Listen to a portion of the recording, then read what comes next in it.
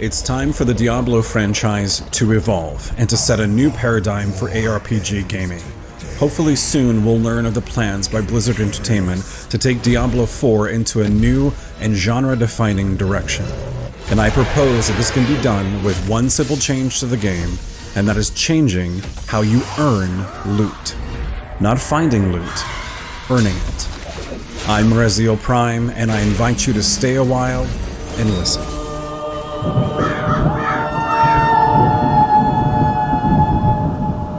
The Diablo series core has always been about loot and the grind to find it. Endless magic farming runs and optimum routes to see the shining golden letters of an item in Diablo 2, or the clang and orange beam indicating a legendary item in Diablo 3. The Rift Guardian has found We can discuss how items in Diablo 2 are vastly different from those in Diablo 3 in a later story.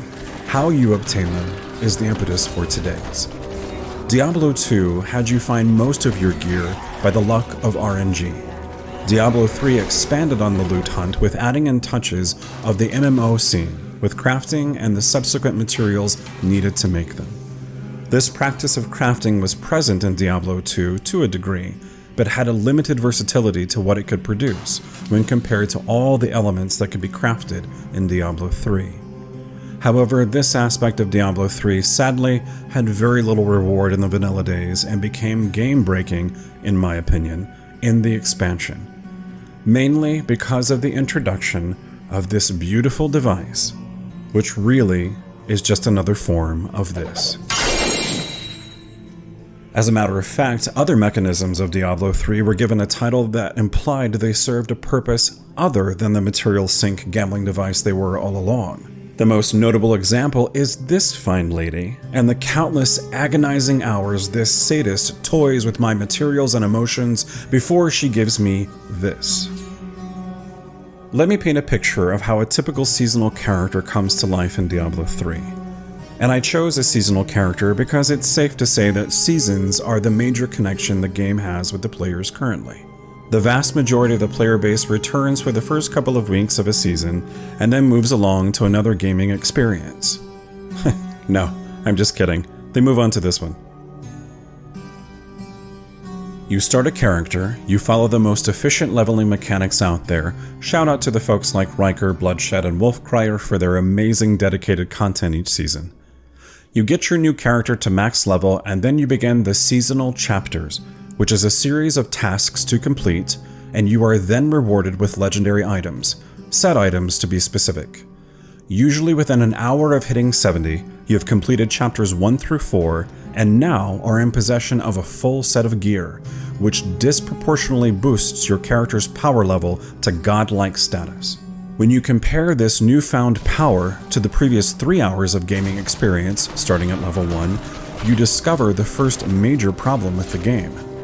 You mentally and emotionally are set up to feel that if you invest a short amount of time into the gaming experience, you should be rewarded with massive amounts of powerful, character-defining, game-changing loot.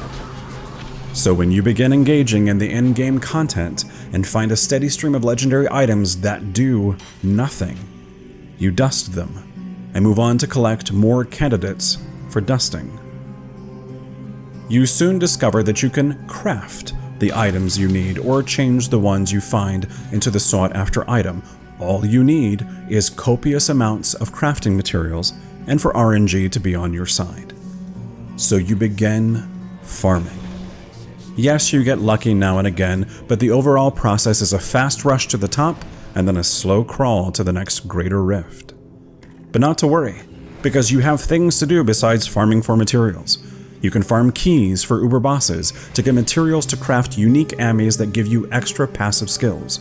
You can continue with achievements so you can get an illustrious rare pair of wings, or a couple of other minor side quests to get correspondingly rare minor stuff. So what do you spend the vast majority of your time doing?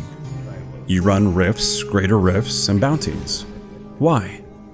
To get crafting materials. To do what with? To feed this beauty, or this frosty bitch that hates me every season, or entertain the sadist, the mystic. All of which are really just one of these.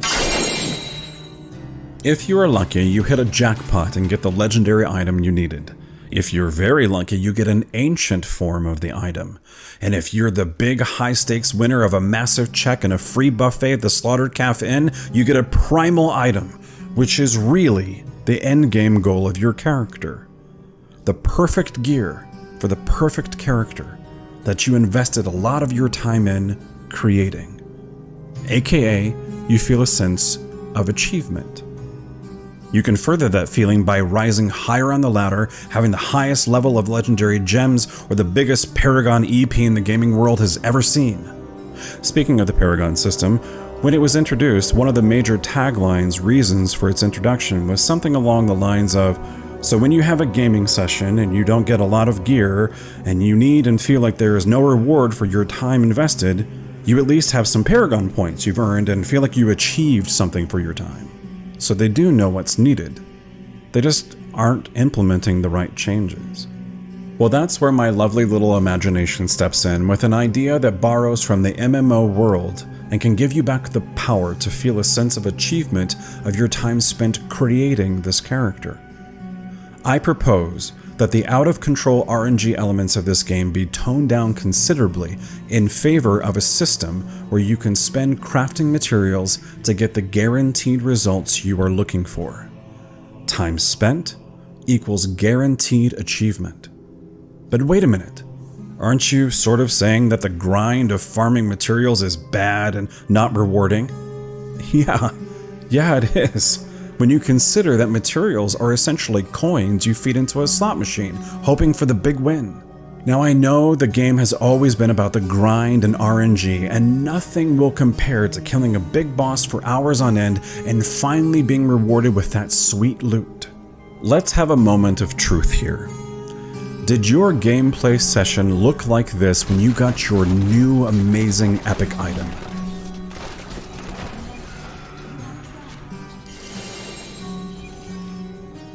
Or did it look like this?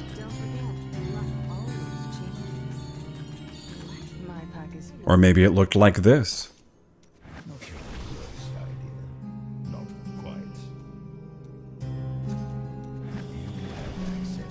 Which one really makes you feel like you achieved something? What if there were a few crafting materials out there that had a decent chance of dropping, but weren't an every elite pack occurrence and weren't tied to difficulty levels?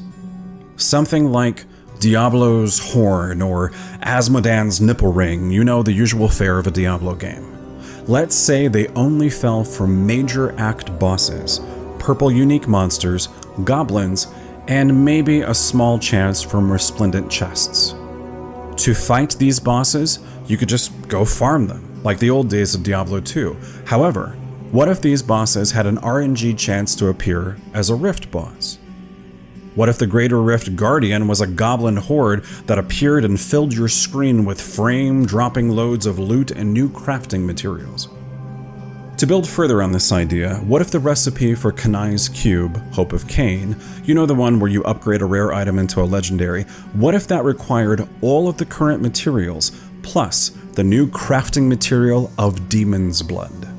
Let's say Demon's Blood has a high chance of dropping off of any boss you fight, and the Hope of Cain recipe is changed to allow you to select the actual legendary you want, rather than RNG bending you over Hadrig's anvil. Now hold on, you purists, you stay a while and listen.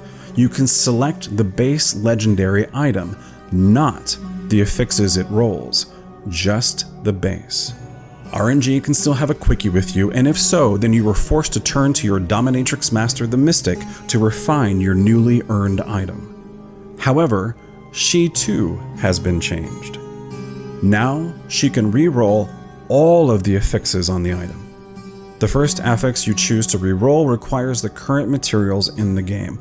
The second affix to be re-rolled requires some of the new crafting materials. Let's say something from the pool of less than average chance to drop. Adria's Blood, for example.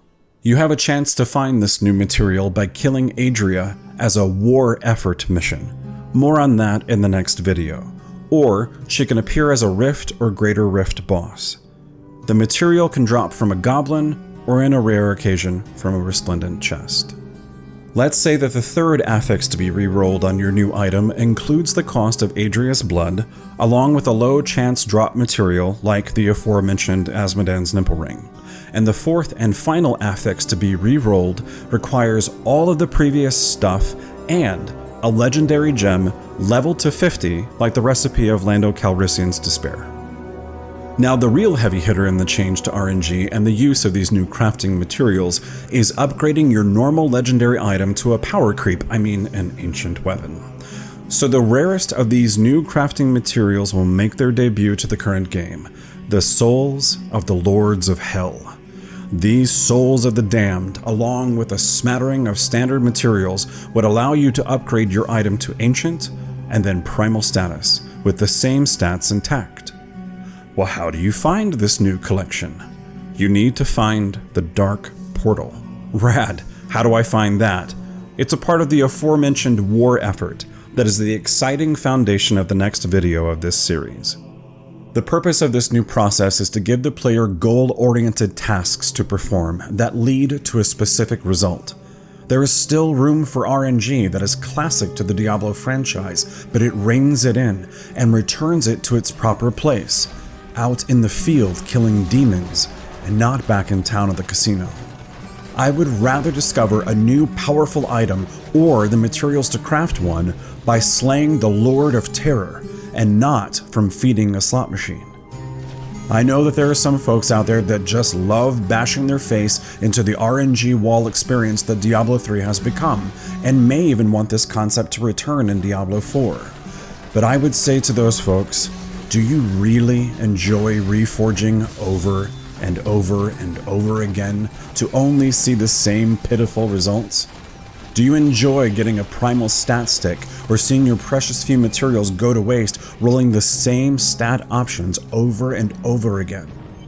What if, at the end of a gaming session, you didn't find any ancient items or primals at all, but you can look at a stash of materials that you absolutely know puts you on a good percentage of the way to your sought-after item? And who knows? You may play for all of those hours, complete vast amounts of objectives, and get your primal, perfect item, and then go out, smash a barrel, and the same primal weapon could drop. After all, it is a Diablo game.